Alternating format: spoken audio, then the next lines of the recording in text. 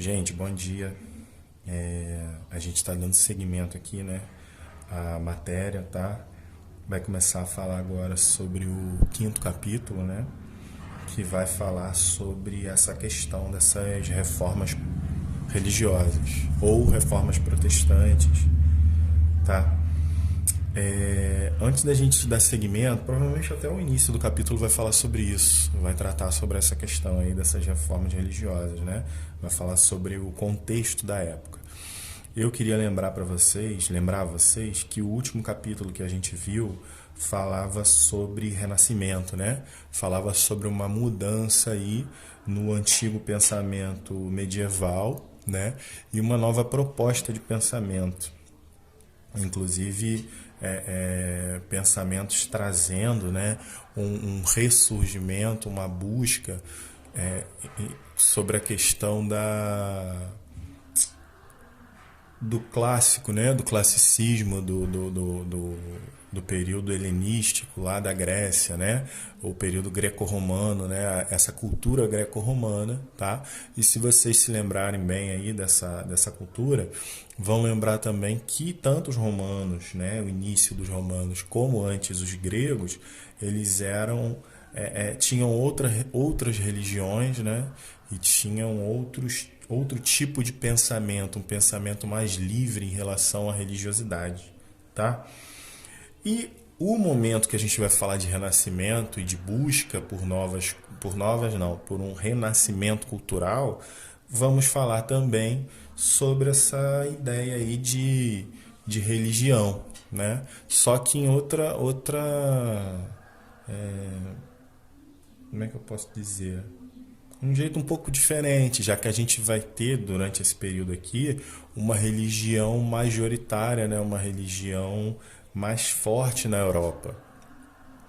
Então, as reformas religiosas vão colocar em xeque, né? Vão se perguntar sobre a questão do valor dessa religião católica existente na Europa nesse período, né?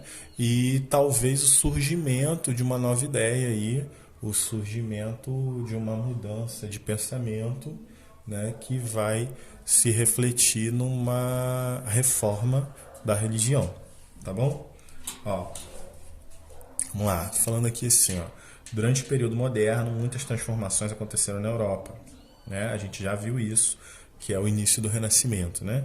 Nesse capítulo vamos estudar o contexto de surgimento das reformas religiosas que geraram mudanças profundas na sociedade dessa época. Por que a religião vai gerar uma mudança profunda na sociedade dessa época, gente? Porque na época anterior, né, que a gente vai chamar de Idade Média, nós tínhamos uma sociedade profundamente integrada, né, profundamente, como é que eu posso dizer, envolvida com a questão religiosa, né? Então o principal ponto de união dos europeus era a religião católica. A principal ordem era seguir o catolicismo.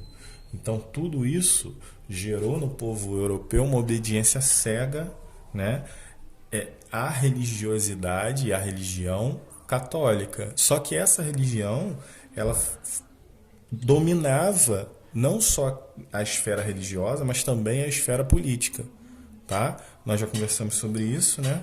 Ano passado, os que não estavam aí vão ter uma noção a partir disso que eu acabei de falar, tá bom? Ó, primeiro aqui, ó, a primeira pessoa a introduzir a Bíblia do latim para outra língua foi Martinho Lutero. Em sua opinião, por que a tradução desse livro para outras línguas foi importante para os cristãos? Hein, gente? A resposta é bem simples, né? Eu acredito que nenhum de vocês saiba latim. Então, se vocês que não sabem latim recebessem a Bíblia antes, vocês não iam ter a menor noção de como ler, né? Então, a ideia de você traduzir para outras línguas permite que mais pessoas entendam o que está sendo dito na Bíblia, tá bom? Ó, as reformas religiosas aconteceram na Europa, influenciaram muitos países, dando origem a novas religiões cristãs. Converse com os colegas sobre quais religiões cristãs vocês conhecem atualmente, tá? Então, religiões que seguem, né, a Jesus Cristo. Você tem a católica, que é a principal, e além da católica, a principal que eu digo porque a partir da Igreja Católica essas religiões surgem, tá, gente? Não tem nada a ver com preferência, não. Você vai ter também as religiões chamadas religiões protestantes, né? Que são Universal, Batista, as religiões pentecostais, Assembleia de Deus, tá? Testemunho de Jeová, Adventista do Sétimo Dia e outras, né? Lembrei de algumas, mas são várias. Ó, antes do século XV, os livros eram escritos à mão, o que tornava difícil sua produção em larga escala. Atualmente, como é produzida a maior parte dos livros? Comente com seus colegas. Imprensas, né? Impressoras e tudo mais. Em larga escala, né, gente? Eu consigo Eu consigo em casa imprimir uma folha de papel em 10 segundos, ok? Fazendo a reprodução exata de um texto, por exemplo. Enquanto antes a Bíblia era copiada pelos padres. Então, se eu quisesse manter, por exemplo, uma igreja funcionando, ou eu usava essa igreja sem ter uma cópia da Bíblia, né? Ou eu ia para alguma igreja que tivesse uma cópia da Bíblia e fazia uma cópia à mão, escrevendo com tinta, com pena, com tinteiro, né? Fazia essa cópia, tá bom? Ó, então vamos dar seguimento aí, que como eu disse, o livro vai falar sobre essa questão do contexto histórico. Ó, como vimos no capítulo 4, né, anterior do Renascimento, houve uma grande difusão de ideias humanistas durante o período que ficou conhecido como Renascimento.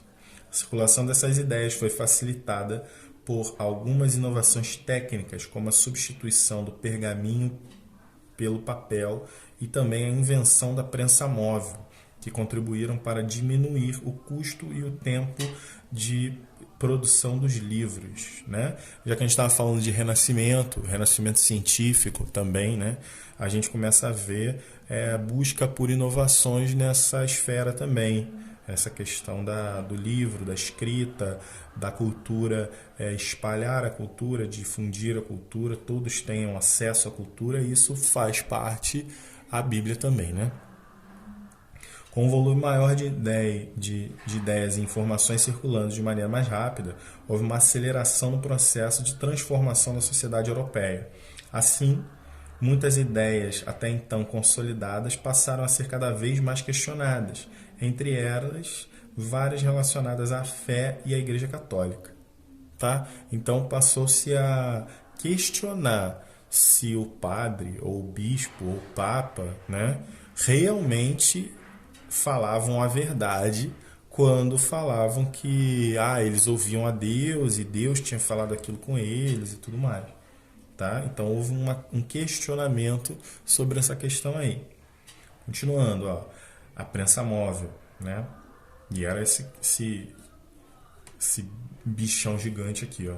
No século XV, o alemão Johannes Gutenberg aprimorou a técnica de impressão em tipos móveis. Nesse procedimento, os tipos móveis constituem uma espécie de carimbo de metal com as marcações das letras. Esses tipos são organizados de acordo com o texto que será impresso e uma tinta é aplicada sobre eles. Depois os tipos são pressionados contra uma superfície, em geral, de papel, gravando assim o texto. Como um carimbo mesmo, né, gente? O processo semelhante ao inventado por Gutenberg já era utilizado em algumas regiões do Oriente, porém sem a mesma eficiência. Até então, grande parte dos livros na Europa era produzida artesanalmente, por meio de cópias escritas à mão. Durante a Idade Média, a Igreja Católica desenvolveu forte tradição na produção desse tipo de livro, feita por monges chamados monges copistas, né, que copiavam. Dessa maneira, a prensa inventada por Gutenberg permitiu que os livros impressos fossem produzidos com mais qualidade e rapidez, ampliando sua difusão e contribuindo para que a igreja perdesse parte do poder que possuía por deter muito conhecimento escrito do período, muito do conhecimento escrito do período, tá?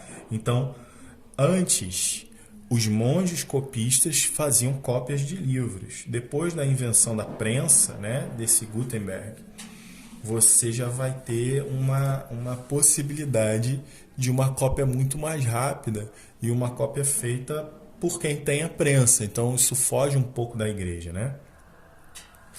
Então, olha lá, ó. Durante o Renascimento, aumentaram as críticas à Igreja Católica. A valorização do indivíduo, disseminada pelo pensamento humanista, contribuiu para que a fé pessoal ganhasse força. Fé pessoal, né, gente? Você deixar de esperar que Deus resolva a sua vida e você passar a mover, mesmo tendo fé, mas você passar a se movimentar, procurar um médico, procurar uma solução para a sua vida, tá bom? Diminuindo o papel de mediação da igreja e o indivíduo e os textos sagrados, tá? Então, a fé pessoal ganha força e há uma diminuição nessa ideia de esperar ou ir até a igreja para ter uma solução às vezes relacionada à saúde, relacionada a uma questão de muita importância, assim, tá? O humanista holandês Erasmo de Roterdã, por exemplo, defendia que a fé podia se revelar de maneira simples, por meio da interpretação direta da Bíblia pelos fiéis, sem a necessidade de uma religião grandiosa com rituais complexos. Naquele período, diferentes pensadores passaram a condenar a autoridade da igreja, né, do clero, clero igual a igreja, tá, gente? Sobre os monarcas, né, sobre os reis, e práticas comuns da igreja começaram a ser vistas de maneira negativa, tá? A postura de alguns religiosos em relação à posse de riquezas era questionada, assim como o enriquecimento da própria Igreja Católica. Além disso, alguns de seus membros eram acusados de atos corruptos, como a cerimônia que constituía a comercialização de objetos considerados sagrados. Comercializar objetos sagrados. Muitas das críticas vinham de dentro da própria igreja, feitas por religiosos que desejavam moralizar a fé cristã. Esses críticos defendiam que os princípios cristãos não deveriam estar fundamentados em riqueza, luxo e ostentação, tá? Então, nesse período aqui, os católicos, né, os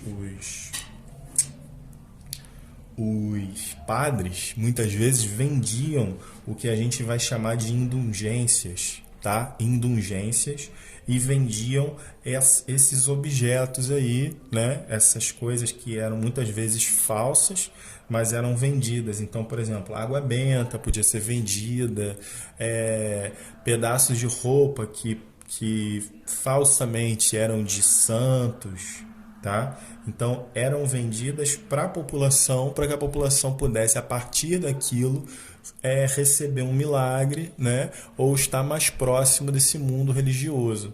Então, isso aí foi condenado pelos próprios padres. Lógico que não os mesmos, né? Existiam padres, vamos dizer assim, mau caráter, corruptos, e padres de bem, né? Assim como provavelmente existem ambas as coisas hoje também. A gente está falando de seres humanos, então os seres humanos cometem erros. Aí, nesse contexto, vai surgir uma galera, como eu já falei aqui, padres que vão contra o que a Igreja Católica diz, né? O que a Igreja Católica pregava, tá? E unido a todo um outro contexto político, que eu vou falar na próxima aula, as ideias de mudança de religião vão surgir, tá bom? E é isso, gente. Aí eu espero que vocês façam aí, eu vou colocar na plataforma para vocês fazerem esses exercícios da próxima página, tá? E na aula que vem a gente conversa sobre o resto da aula aí. Eu vou falar sobre esse contexto político, vou falar sobre Martim Lutero, Antônio Calvino e Henrique VIII. Não sei se vai dar para cobrir tudo, mas a gente tenta, ok? Valeu, gente. Um abraço. Tchau, tchau.